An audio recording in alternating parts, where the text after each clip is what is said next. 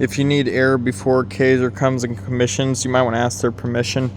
But here you got 3-phase 460 coming in, and then you got 110 coming into this 4FU, and neutral and ground there as well.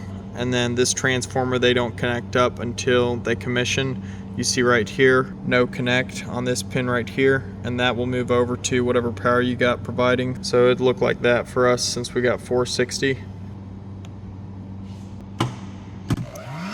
These are nice, so if the phase is backwards, on this it was, so I had to swap it. On some of the old compressors, you might have to check if the fan is rotating in the correct direction, but here you don't have to. A lot on these new ones, it'll just put up a code that says wrong direction or phases incorrect or whatever.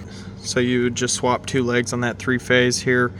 They put in Boyd just across, so brown, orange, yellow. So now it's brown, yellow, orange there.